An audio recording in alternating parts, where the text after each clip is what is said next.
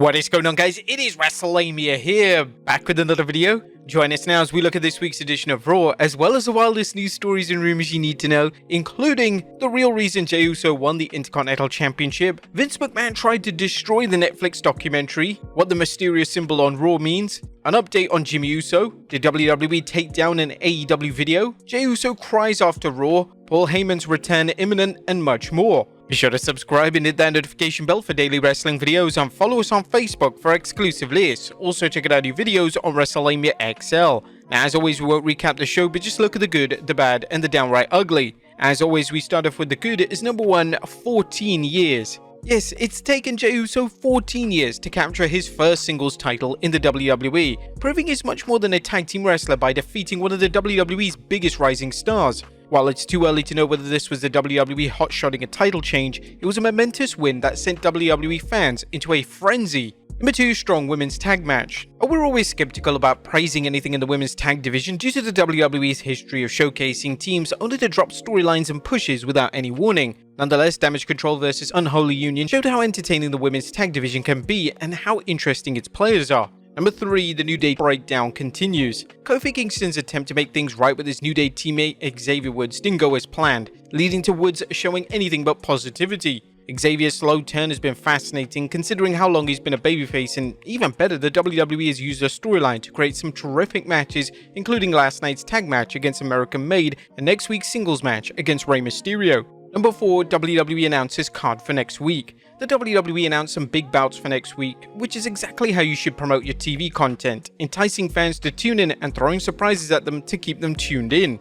Number 5, Shark Cage stipulation. A Dominic Mysterio locked in a shark cage is one of wrestling's most ridiculous match stipulations, which is why it's ideal for Rhea Ripley's title match against Liv Morgan at Bad Blood. Daddy Dom isn't a comedy character, although he has got comedic elements, and this is a fitting stipulation for the man fans love to hate. Number 6, Drew promo. Drew's promo was powerful and embodied everything fans have come to expect from him, a self-absorbed heel who thinks he's right and blames his shortcomings on someone else. McIntyre's response to Punk's promo last week was pitch perfect, another example of why this feud is hands down the best of 2024. Number 7, Sammy vs Kaiser Classic. Sammy's quest to get a World Heavyweight Championship match against Gunther was bound to take him into a match against Ludwig Kaiser, and what a match it was. Sammy's win was predictable, but this match was another case of it's the journey, not the destination, as fans saw a dazzling display of wrestling while the WWE forwarded Sammy's hunt for a title match. Number 8, Bronson vs Braun keeps getting better. A major props to the WWE for capitalizing on a program that has captured the WWE Universe's attention and finding new ways to keep fans interested in this battle of the big boys. While you're only as good as your next program, Bronson vs Braun has done much to elevate both superstars, and with any luck, Strowman will have something good to do once this ends and Seth Rollins returns to Battle Reed. And Raw did a lot in 3 hours. Last night's Red Brand was a bittersweet show, as the WWE's creative team has shown it can make 3 hours of wrestling very entertaining and use it to showcase everyone from curtain jerkers to the roster's top stars. The only downside is fans have to wonder whether cutting Raw back to 2 hours will disrupt the WWE's creative process. And that was good. What about the bad? Is number 1, is the LWO a waste of time?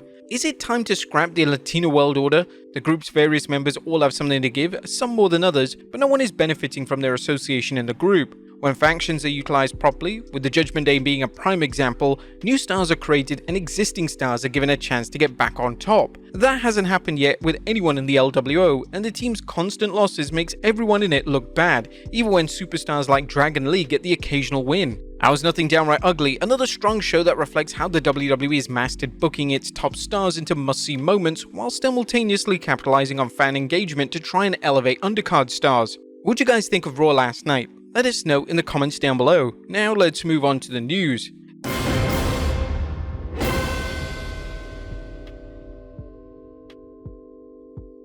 Our first story looks at the real reason why Jey Uso won the Intercontinental Championship. At top of today's news is Jey Uso's shocking Intercontinental Championship win over Bron Breakker and the reason behind the decision. While the title win is a good way to solidify Jey Uso's singles run and remind fans that the title changes can happen when you least expect them, the biggest reason may have to do with more Bron Breakker than main event Jey Uso. It seems that the WWE is preparing to turn Bron Breakker babyface. As per the Wrestling Observer Radio, they are definitely building towards a Bron Breakker babyface turn. They are already doing a thing where they are trying to get the fans to bark. That's a babyface move, so they are already on the babyface track. There are many ways to turn Braun babyface, but one that springs to mind is having a heel taunt breaker about his loss, leading to Braun fighting with the said heel. The WWE has shown that as powerful and talented as Braun is, his weakness is his arrogance, that no one can defeat him. Braun's loss to Jey, along with a catalyst such as a heel antagonizing him about his title loss, could cause Breakker to reevaluate his approach and become a better wrestler. What do you guys think? Should Braun Breakker be turning babyface? Let us know in the comments down below. Next up, Vince McMahon tried to destroy the Netflix documentary. The Netflix's 6-part docuseries of Mr. McMahon is set to debut on 25th September, but a new report states Vince McMahon tried to buy the series from Netflix so he could destroy it. Puck News reports the project was nearly finished when McMahon's Hush Money scandal story broke and director Chris Smith decided to add more content to the documentary, said content being the Hush Money scandal and the Janelle Grant lawsuit. Vince McMahon was reportedly heavily involved in the original project, giving interviews and such. However, the original and new versions are believed to be drastically different, with the rumor being that the revised docuseries is a complete burial of McMahon. As per The Observer, McMahon realized that this documentary was going to be different from what he imagined it to be, so the Netflix deal with WWE, which was signed in January, so he apparently tried, which I believe last year, he tried to buy the documentary, basically buy it to kill it, which a lot of media does, or a lot of rich people do with unfavorable media at times, and Netflix turned him down. He tried to use Area Manual to do the same and tried to get the thing killed, and that didn't work, so here we are. Now, if McMahon did try to buy the series and bury it, Netflix really must feel it's worth showing, despite its business relationship with the WWE. Next up, Vince McMahon breaks silence.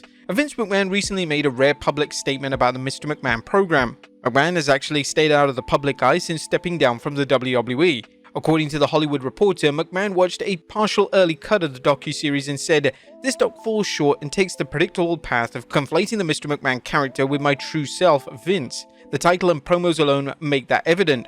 McMahon released a statement via social media, and here's an excerpt. "A lot has been misrepresented or left out entirely in an effort to leave viewers intentionally confused. The producers used typical editing tricks without context footage and dated sound bites, etc. to distort the viewer's perception and support a deceptive narrative. In an attempt to further their misleading account, the producers use a lawsuit based on an affair I ended as evidence that I am in fact Mr. McMahon." However, McMahon said that he doesn't regret participating in the documentary. "The producers had the opportunity to tell an objective story about my life and the incredible business I built, which were equally filled with excitement, drama, fun, and a fair amount of controversy and life lessons." He also asked, "I hope the viewer will keep an open mind and remember that there are two sides to every story." What do you guys think about this statement? Next up, Ric Flair splits up. Some sad news for romantics as Ric Flair has announced that he and longtime companion Wendy Barlow have ended their relationship. The Nature Boy tweeted the news, an excerpt that follows, "Wendy and I enjoyed 13 great years. As with every couple, we've experienced our ups and downs. I think it's important for everyone to know right now that we have decided to part ways respectfully." Flair thanked Wendy for staying by his side during his life-threatening health crisis and noted their respective projects have pulled them apart. This isn't the first time the two have split up, so a reconciliation could seem possible. Next up, what does the mysterious symbol mean on Raw?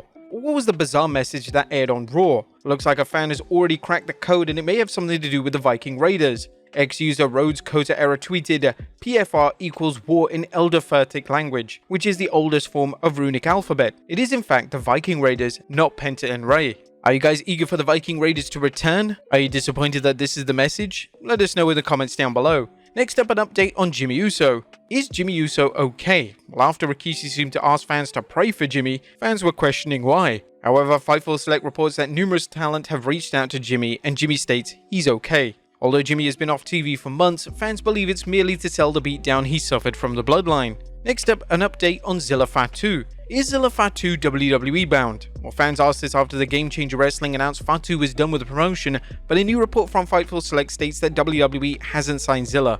Next up, Bad Blood main event confirmed. Well, which match will the WWE use as Bad Blood's main event? While there have been talks that Drew vs Punk could main event, Sean Ross Sapp tweeted that's not so. Despite rumors to the contrary, Rhodesman Reigns vs Bloodline was set to main event WWE Bad Blood as of last week. Do you think that should be the true main event? Let us know in the comments down below. Next up, Paul Heyman's return imminent? Or what's next in the Bloodline saga? Well, according to The Observer, Paul Heyman's return is only a matter of time, and WWE is merely waiting for the right moment to bring him back. Whether that happens to be around Bad Blood or after is unknown, but when he does return, he's expected to work as a babyface, a rare role for him. Next up, WWE's reaction to Bret Hart's appearance. Was the WWE happy with Hart's appearance on Raw? Well, Hart, who interacted with Sami Zayn and Gunther, received a nice pop from the Calgary crowd, and according to Fightful Select, the WWE were very happy with the two-time Hall of Famer's appearance. The report added that the WWE is working to maintain a healthy and positive relationship with its legends. Next up, did the WWE take down an AEW video? Why did the WWE put in a copyright claim against a recent AEW video highlighting Nigel McGuinness? While the matter has been resolved, fans are curious of what caused the claim, and now the Sportster is sharing a theory. The theory appears to be that the package might include footage of McGuinness wrestling in Ring of Honor that WWE still has on its own YouTube channel. Even though AEW now owns Ring of Honor, prior to that purchase, WWE used archived Ring of Honor footage to create a package for McGuinness, as well as clips for his Ring of Honor roundtable with Seth Rollins and Bryan Danielson. Whether this was a technical error or an example of the WWE antagonizing AEW is unknown. And finally, Jey Uso cries after Raw. And last but not least, we've seen plenty of reactions to main event Jey's title win, but how did the man himself feel? Well, after Raw went off the air, a fan managed to capture footage of Jey Uso crying, with the crowd chanting, "You deserve this." What an absolutely touching moment. But there you have it, folks, our look at Raw as well as the wildest news stories and rumors you need to know. Be sure to leave your comments down below, and I'll see you next time with some more wrestling content.